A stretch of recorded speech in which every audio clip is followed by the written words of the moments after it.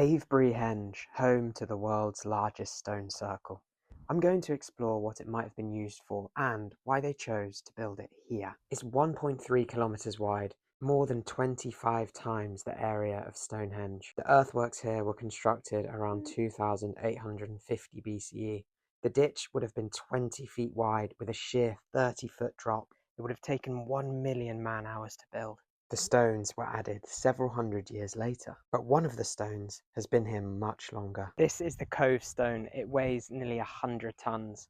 Half of it is buried beneath the earth like a huge iceberg. It wasn't brought here from Fifield Downs, unlike the other stones. It was already here, naturally occurring. Such a prominent feature on the landscape would have served as an ideal place for congregation. People may have been gathering here for years before the actual building of Avebury started. It's possible that this naturally occurring stone inspired the entire creation. It's been suggested that the stones could have been festooned with animal skins or painted in animal blood or even human blood, decorated with foliage or deer antlers depending on the seasons. It's hard to say because all we have left now are the stones. One theory proposes that the wide stones represent a woman's hips and the long phallic-like stones represent the men. As we know, Avebury is aligned with the solstice and may have links to fertility. Avebury was built over several hundreds of years, with generations starting work which they would never finish. In fact, by the time Avebury was abandoned, work was still in progress. It was never meant to be a finished product. The work was devotion to whatever gods, ancestors, or celestial bodies they worshipped here.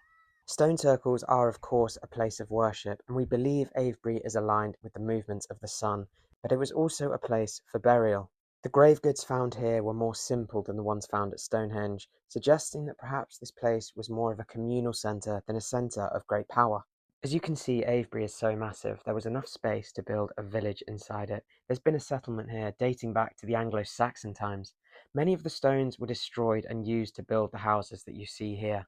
During the Middle Ages, the villagers would build huge fires around the stones so they would become brittle. They would then be easier to break apart. It wasn't until the 18th century that the great William Stukeley pointed out how important this site really was, and the stones were left in peace.